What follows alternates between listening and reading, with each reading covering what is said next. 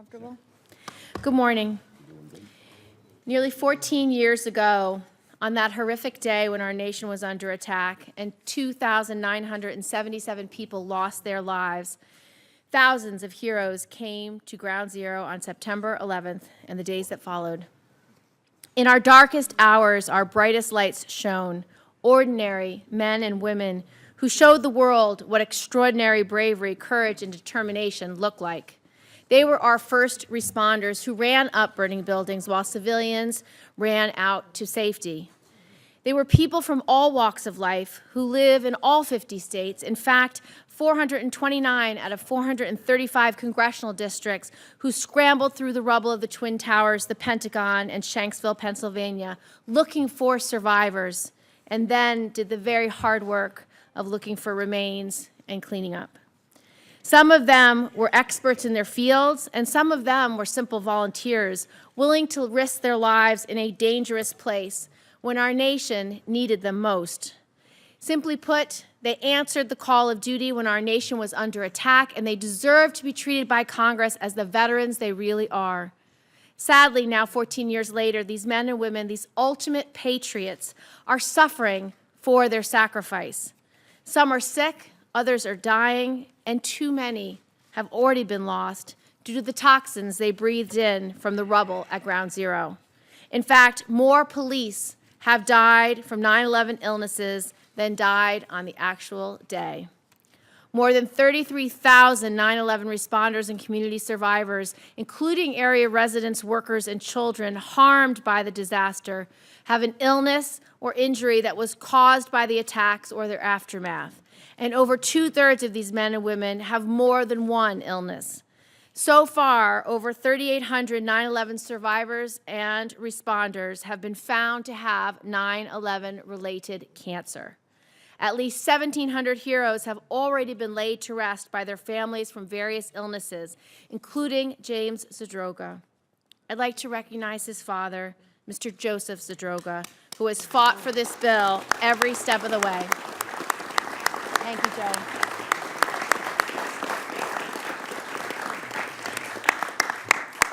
Congress has an undeniable, inescapable, moral obligation to provide these heroes with sufficient health care and proper compensation.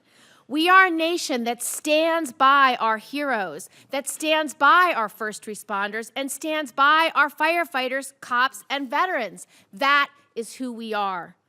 I was so proud that more than 4 years ago, when Congress came together, led by our united New York congressional delegation, Congresswoman Maloney, Congressman Nadler, Congressman King, and our senior and superb Senator Schumer, who closed the deal at the 11th hour.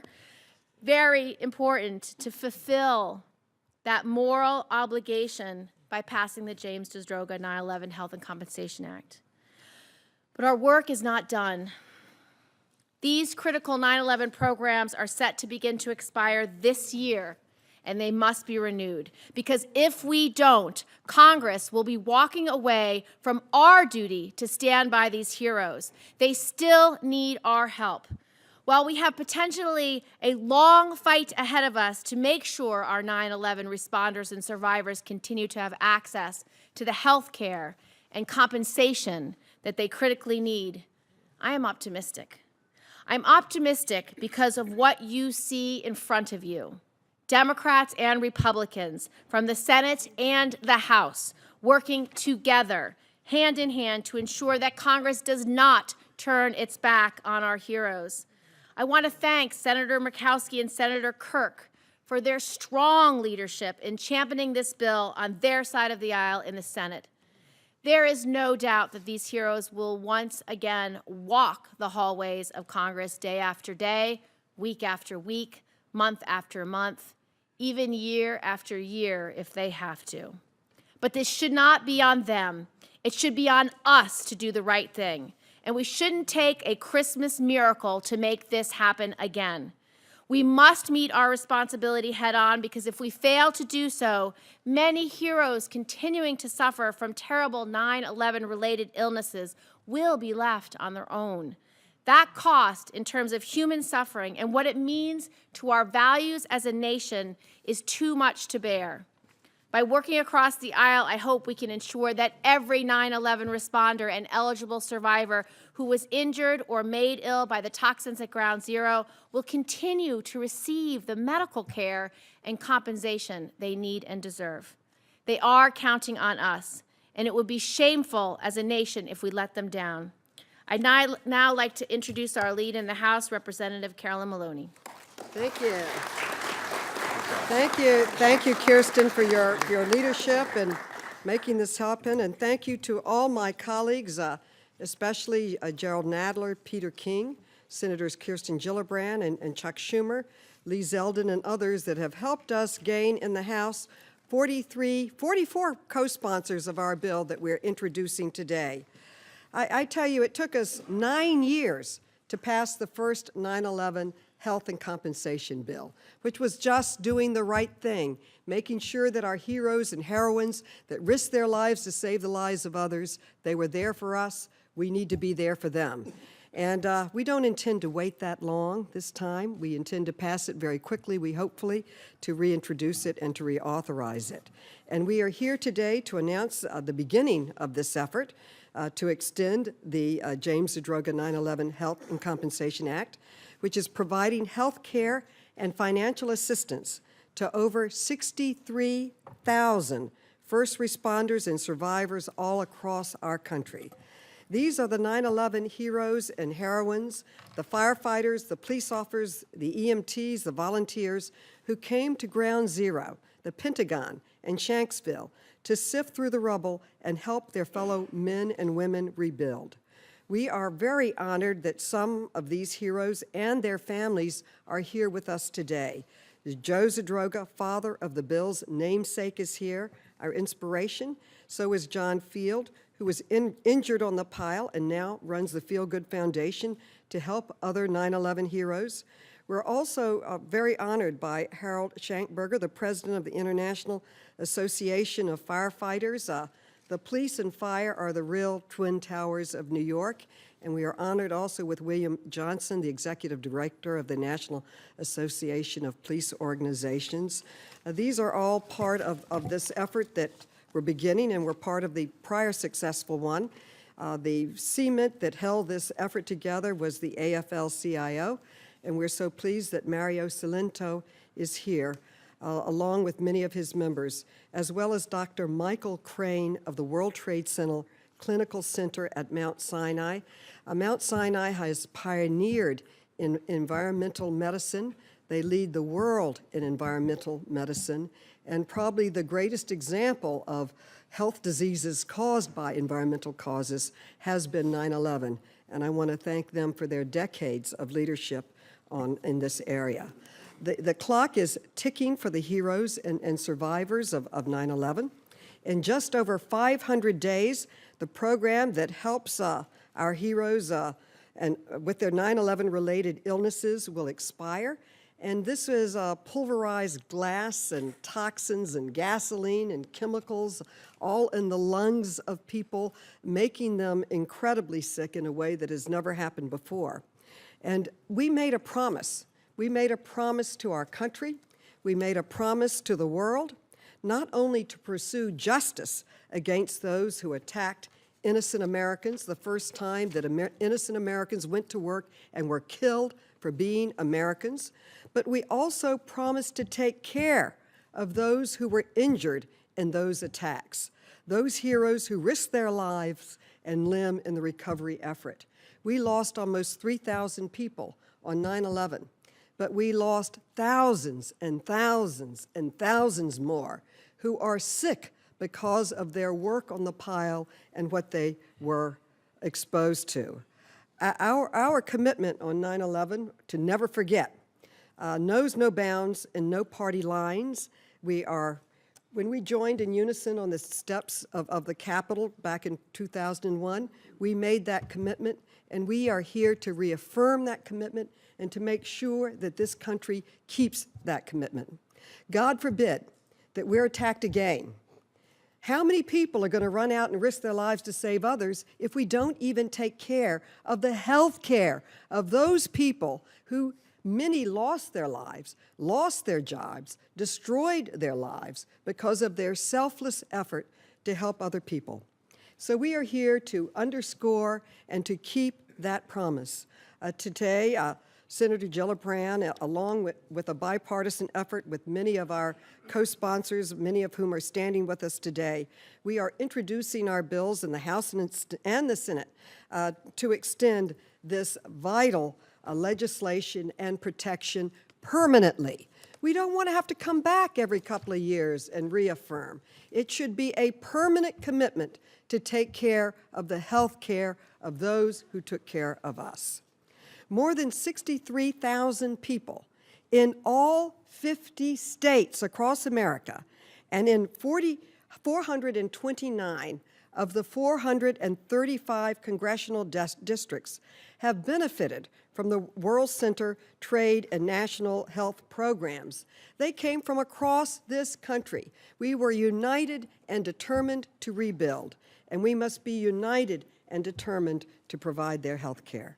The September 11th Victims' Compensation Fund is helping more than 10,000 people who were made ill by 9/11 and has determined that they are eligible for more than $1 billion in economic assistance because of the hardships and the losses they suffered. So far, medical research has identified more than 60 types of cancer caused by 9/11. Thousands suffer from diseases that don't go away, ever. Some don't go away in a year, and sometimes they don't present themselves for decades.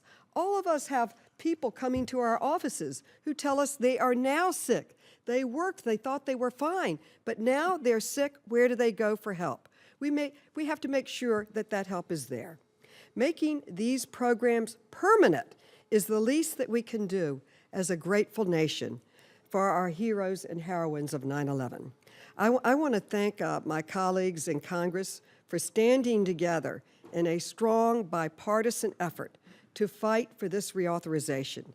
And I especially thank the responders, the survivors, the labor leaders, and all for their bravery. And I thank their families who are here with us today and for their work to get this bill passed. We will never forget, and we must turn that never forget into a reality of a law that provides permanent help to our heroes and heroines. Thank you. Now we will be followed by Senator Kirk, and we thank him so much for his leadership. We miss you in the House.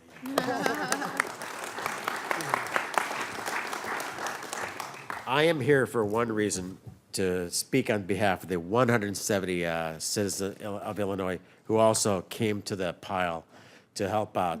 And one of my proudest moments as a congressman was inviting them all to Soldier Field and rolling out the American flag on September 11th and getting the whole Bears family network to thank them for coming to their response. So as a Republican from the heartland, I'm going to say that I love New York. Thank you. Great.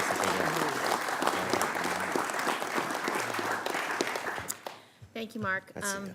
And for those who don't know, Mark was supportive of this bill the first time around, was the named co-sponsor as a Republican leader in the Senate. So twice he is championing our cause in the Senate as a lead Republican. So thank you, Mark, very much. Our next speaker is Senator Chuck Schumer, who was instrumental in passing this legislation and will be instrumental again. Well, thank you, and I want to thank Congresswoman Maloney, Senator Kirk for their remarks. At the beginning, I want to take special moment to recognize and thank my friend and colleague, Senator Gillibrand. She has been an absolutely tireless advocate for 9/11 victims.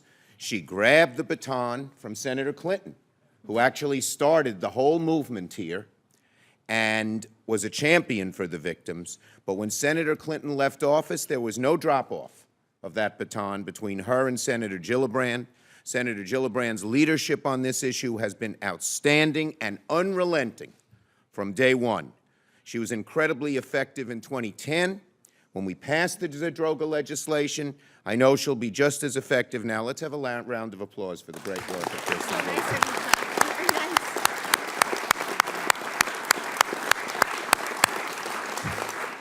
So, we're here today. I want to thank everyone who came, all my colleagues, both sides of the aisle, from the New York and other delegations, our great friends in labor, Susie, who I still call Susie Spilka, I knew her back then, Mario, Harold, so many of the labor leaders who have come here today from all of the labor movement, so many of the first responders, of course, Mr. Zadroga, everybody. So this is an American battle. This isn't a New York battle. This is an American battle. Because we've had a tradition in America. When people volunteer and risk their lives for our safety, we don't forget them. That's what our soldiers have done since Bunker Hill. They volunteered and risked their lives for our safety and our freedom. That's what our soldiers today still in Iraq and Afghanistan are doing. And we salute them. We would never think of letting veterans' benefits be curtailed. We would never think of saying that veterans' benefits should be cut back.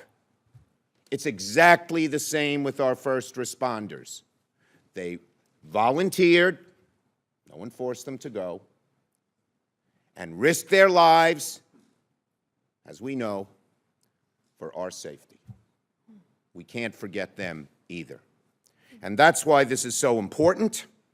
That's why we're going to work so long and hard on this. That's why this is an American issue, not a New York issue. And we have to thank the hearts of this movement, the John Fields of the world, Jon Stewart, who did such a great job, who have never let us forget as well. We have to thank Mr. Zadroga for his unrelenting courage. When such tragedy befalls you, it's easy to curse the darkness.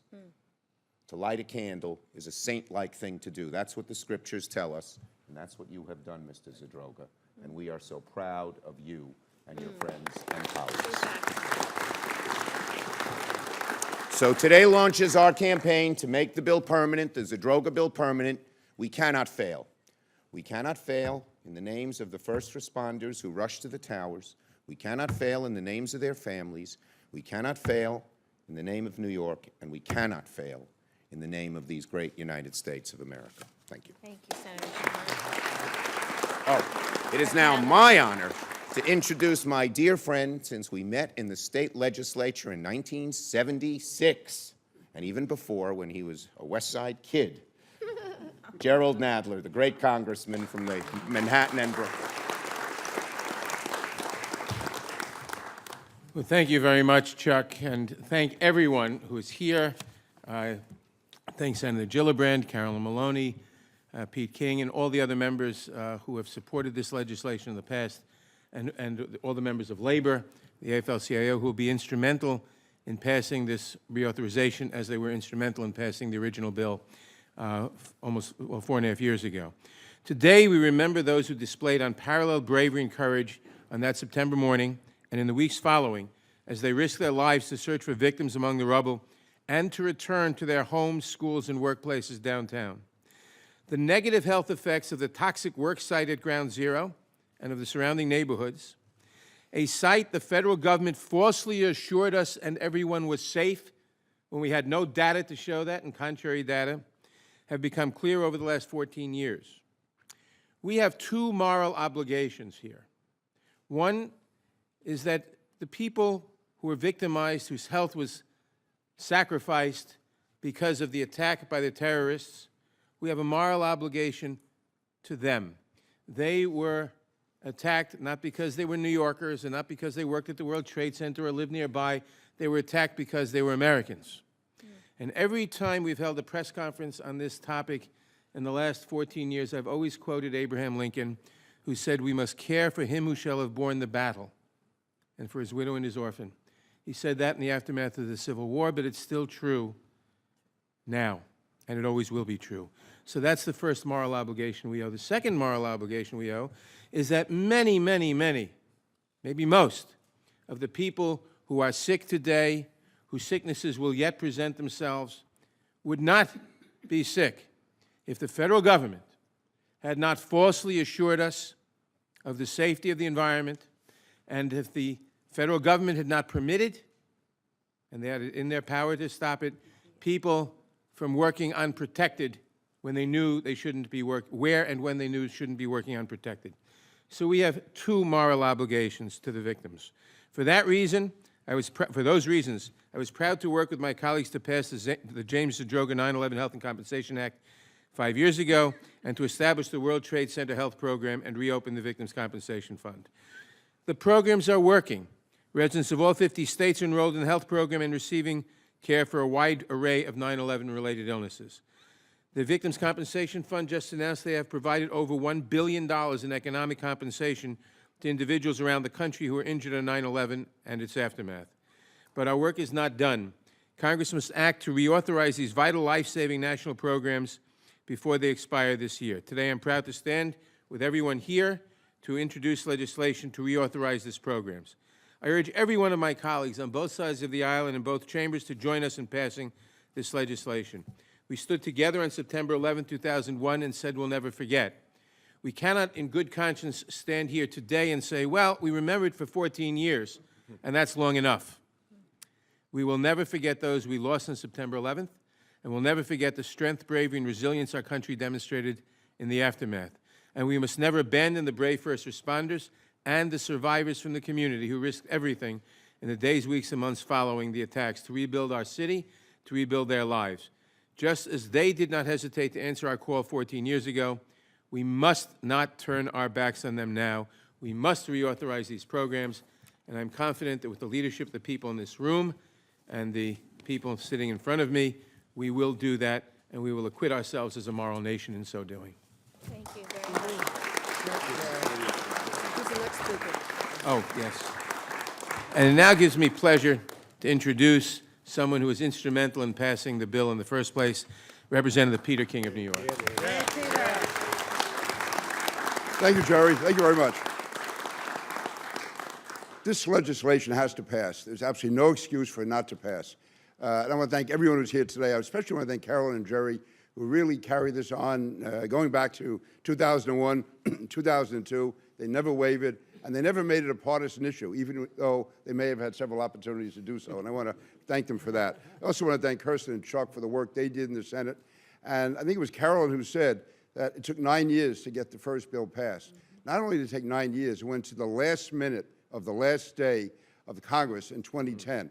That Congress was adjourning that day. It was the last moment, and we had to get the votes together at the very last second. There's absolutely no reason for that at all. This is absolutely necessary. You go to any district in the state, you go to any neighborhood in any of our districts, you will find people suffering from what happened to them on 9/11, with rare blood cancers, with brain tumors, with respiratory illnesses, people who were cut out in the prime of life because they answered the call. And as tragic as the attack of 9/11 was, what made it so heroic, what made it so memorable, and what so inspired the country was those who come in to carry out the rescue operation, those who come in to be part of the rebuilding, those who stayed there week after week, month after month. So I thank the police, the firefighters, the fire officers, the construction workers, all the members of the AFL-CIO who come in during that period when they really put their safety aside. They put their security aside to do what had to be done. As Jerry said, we have an absolute moral obligation. We cannot take no for an answer. We cannot reduce this bill. This has to be authorized, permanently authorized, and the men and women who suffered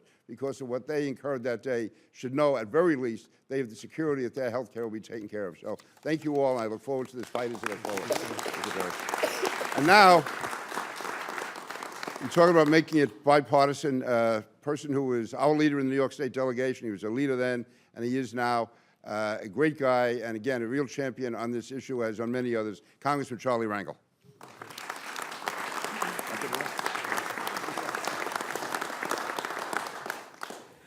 Well, there's a whole lot of us, but I think we can say that, thank God, that we're Americans. We never know what happens when a nightmare hits, and certainly in New York City and in our country, we never thought it could happen. But when it does, we don't know what we would do individually. But when someone runs to the disaster to save their fellow citizens, instead of running away from it, there has to be a way, if we're fortunate enough to be able to say thank you.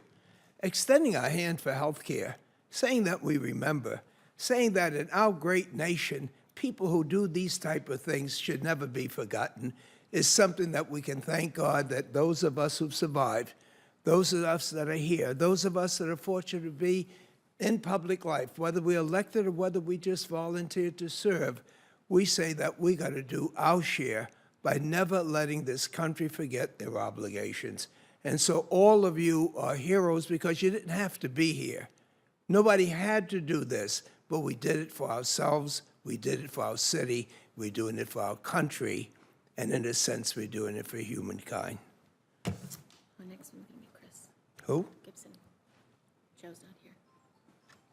Chris Gibson. Is your call here? Right here, Charlie. Chris Gibson. Joe's Oh, not Chris here. Gibson. Thank you. It's my pleasure to make certain that we all have a chance to thank all of you for coming and knowing that this would not be possible unless we have the support that you hear. Chris Gibson will share his views with all of us. Thank you. Thank you, Charlie, and thank you for your service to our nation. And we will never forget 9/11. We remember those who lost their lives on that day, and we remember those who have lost their lives since that day from having fell ill from working at Ground Zero. We pray for their souls, and we stand with their families. And we pledge that we work together, all of those that are here today, we stand together, and as important, all those who we represent stand with us today. That just like with the Sandy Aid bill, and with the funding for our first responders in the Department of Homeland Security, we will get these things done, and we will get this reauthorization done. And God bless everyone. Thank you very much. Thank you.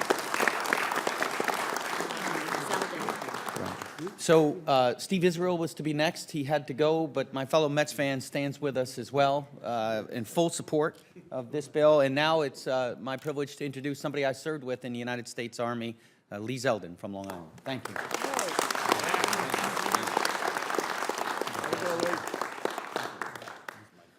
Well, thank you, Colonel Gibson. It is great to be with all of you. I want to thank all the first responders who are here. You hear the thank you for your courage that day and in the days and weeks to follow, but your selfless service brings you to Washington here today. A thank you does go far beyond a handshake and a hug. A thank you is this legislation being permanently extended. I want to say thank you to the members of Congress who I have the privilege of standing here with right now, who for years fought so hard to make this act first a reality. I know that there was a very heavy lift from my colleagues who I get to stand with today, and for all of you. I'm proud to be co-sponsoring this legislation, and I'd be remiss if I didn't thank my predecessor, Tim Bishop, for his work on this effort during his years in Congress.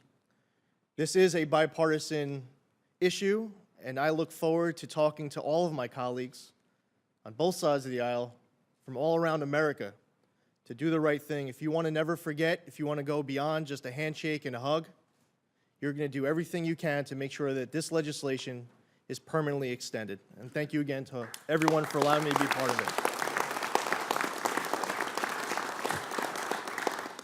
And it is my privilege to now introduce Representative Nydia Velazquez. Thank you so very much, and thank you, Kirsten Gillibrand, Senator Schumer, Carolyn Maloney, Jerry Nadler, every member who supported this legislation. Our presence here today clearly states one principle, and that is that as Americans, we are here to assist Americans when a disaster strikes, and we should not ask any questions. Reauthorizing these vital programs is a moral imperative for our nation. When the 9/11 attacks happened, our first responders did not hesitate to rush in to assist and rescue other New Yorkers and those working at the Pentagon. Likewise, we cannot afford to turn our back on our first responders now, or the other victims of this horrible attacks. This is not just a New York issue or New Jersey or Virginia issue. This is an American issue. There are people from 429 of the 435 congressional districts in the country who participate in the 9/11 health program. We cannot afford to turn our backs on police officers and firefighters who helped search for survivors in the attack's aftermath and have since developed rare forms of cancer. It will be callous to turn away from those who were students attending school near the site and have since developed serious medical conditions. How we keep our promise to those impacted by 9/11 reflects on us as a society. The 9/11 Health Fund is really a sacred compact we have made with those who sacrificed for the rest of us. It is a solemn promise to assist those who did not turn away when danger and tragedy struck our city 14 years ago. This issue should not be partisan. When it comes to 9/11 and other disasters in the past, we have worked across party lines. Congress needs to get to work, pass this bill, and send it to the president for his signature. The time to act is now. And now it's my pleasure to call on Congressman Joe Serrano from the Bronx.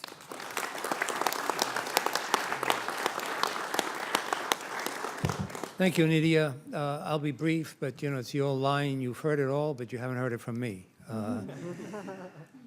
This is special to us because as New Yorkers, as Americans, we came together. As our former member, Maurice Hinchey, colleague, said, New York, Pennsylvania, and Washington were the scenes of the crime, but the attack was on all Americans.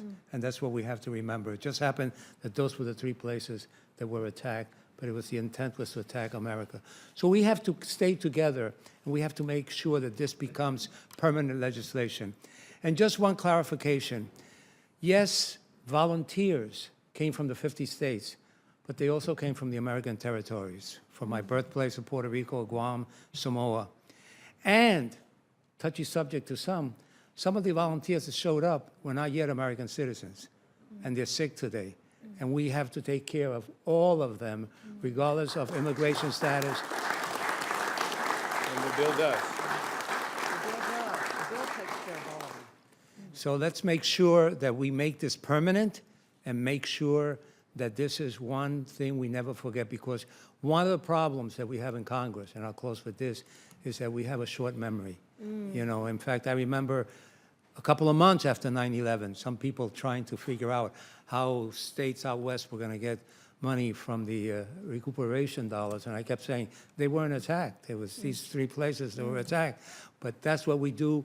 Unfortunately, we have to make sure it doesn't happen again. Make it permanent, make it together, make it jointly, make it bipartisan as it is now. And I tell you, it's not often that you get us all together. So when you get us all together, it means we care to the point of being together and making sure it works. Thank you so much. Our next speaker is Congressman Sean Patrick Maloney. Well, on behalf of the heroes of Orange County, of Northern Westchester, of Putnam County, and of Dutchess County, who I have the honor of representing, let me just say, God bless the efforts of the people who have brought us to this place. God bless our country. God bless the first responders, the men and women of labor. God help anyone who gets in our way. Well said. Our next speaker is Congresswoman Grace Meng.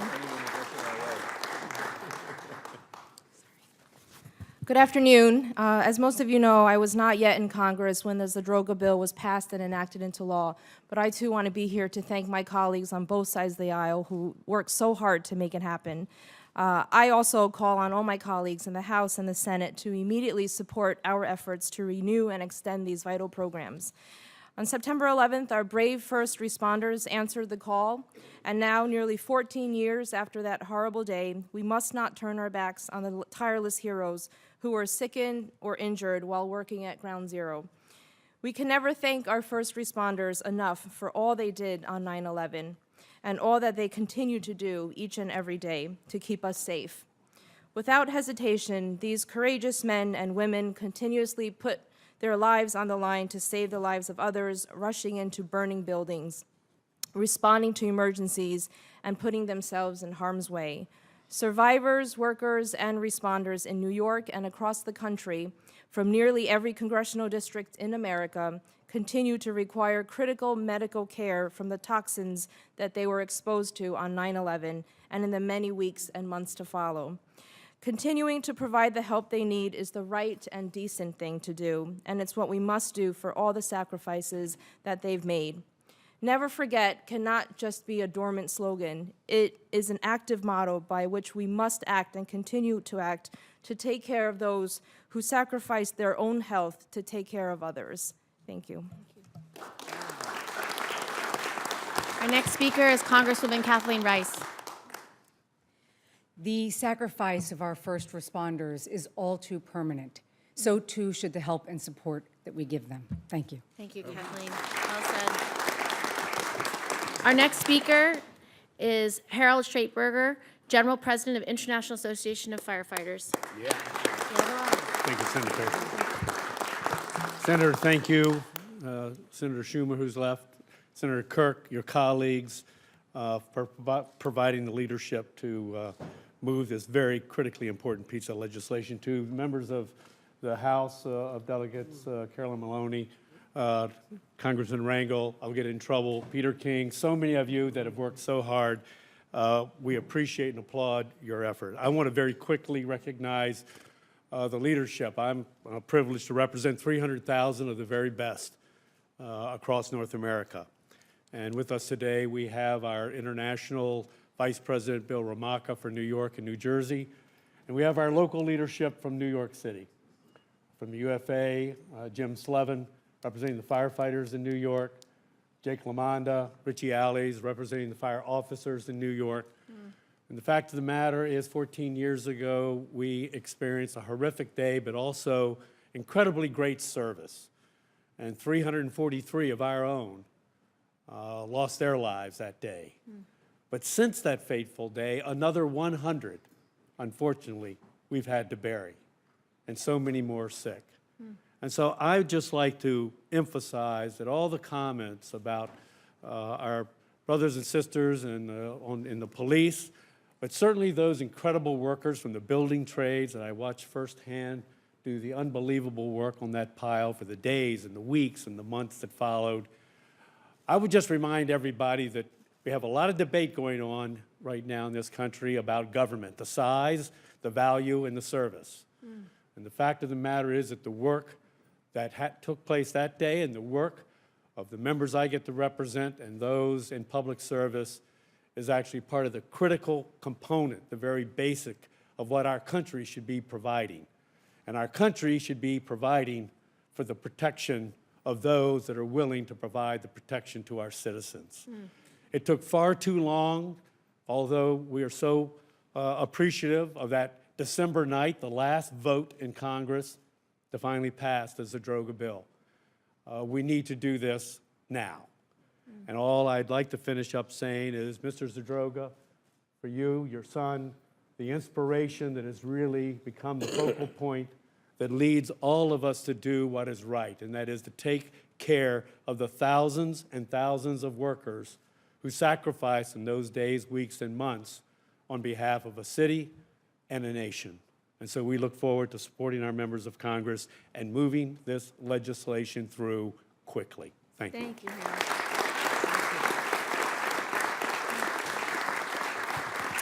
Our next speaker is William Johnson, Executive Director of the National Association of Police Organizations.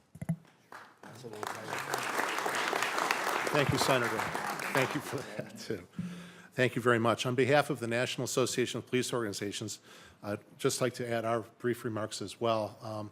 We represent, in New York City, the Patrolmen's Association, the Detectives Association, Lieutenants Association, the Captains Association, as well as the corresponding associations for the Port Authority of New York and New Jersey. And I know as well here today are representatives from the Sergeants Association in New York City, as well as the Federal Law Enforcement Officers Association.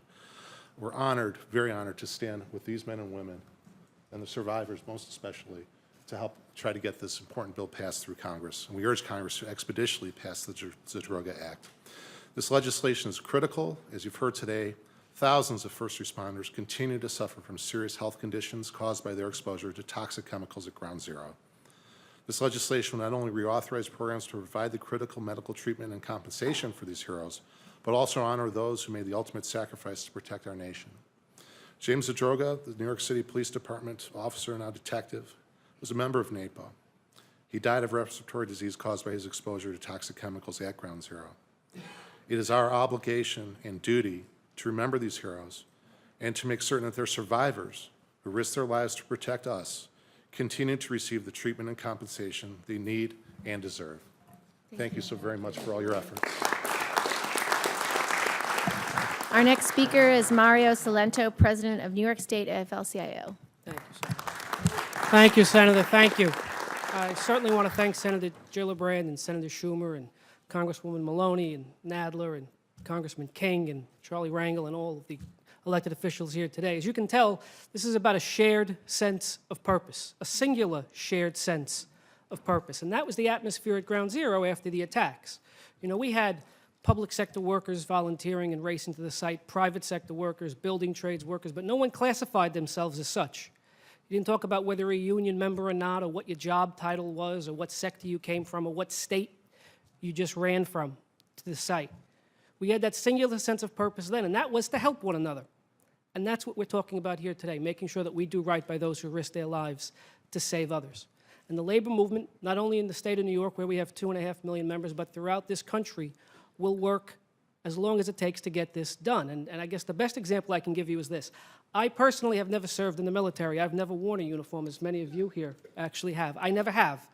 I said, but we've all sort of seen, and we know people who have, and we know that motto that they sort of talk about and live by, which is they never leave their fellow soldiers back behind on the battlefield. Ground Zero was a battlefield that day and the days and weeks and months thereafter. And the fact of the matter is this, that I can say clearly that the entire labor movement will never leave our brothers and sisters behind on that battlefield.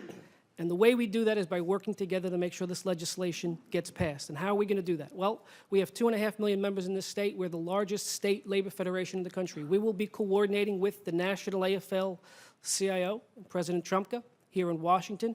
We will coordinate with the other 49 state labor federations throughout the state so that they work with each of their individual state congressional delegations the way that we do so well here in New York to make sure that we have the support and we have the votes necessary to get this done as quickly as possible. Thank you very much. Thank you.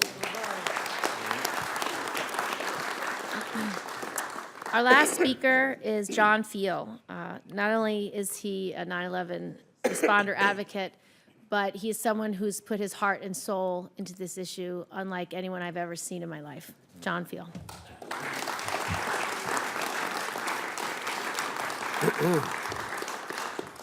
Today I'm here for Phil Kirshner in Illinois with cancer. I'm here for Laura DePasquale in Pennsylvania with face cancer.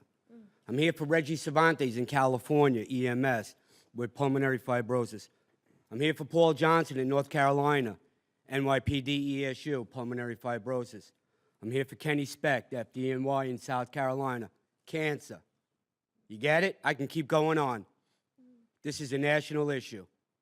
It's easy for me to stay up here and say thank you to all of these people, but I'm going to reserve that. I'm going to reserve it until we get the bill passed. You're going to sense our urgency. You're going to sense and feel our pain.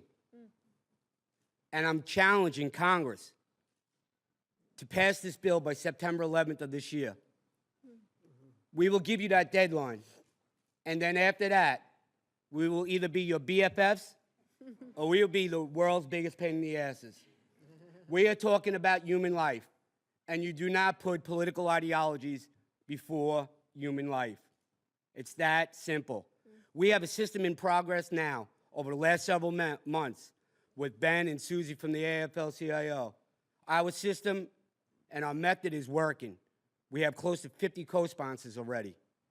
The system is working, and if everybody stays on the path and everybody stays focused, and my team works together as a team, and all the unions work together as a team like we did in 2010 when they said we couldn't get it done, and we got it done. I guarantee that you people, if you work together as a team, you can get this done by September 11th. Thank you. Thank you. Bravo. Other questions?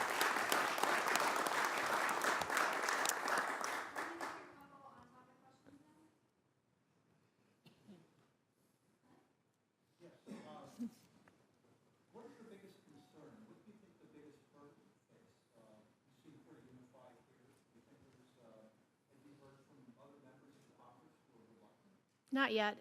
What our hope and goal is that we have time to explain to every member of Congress again exactly what happened and why these illnesses are so severe and why there is so much suffering. And through those conversations, we hope to not only build the bipartisan unanimous support that we had in the Senate last time, but to be able to build that across Congress. And so it just takes time. Not all members of Congress were here when we passed the bill the first time. They may not understand the urgent and severe need, but we will take the time to make sure everyone fully understands what this is about. It was a unanimous bill in the Senate last time, so I feel there's no reason why it wouldn't be unanimous this time.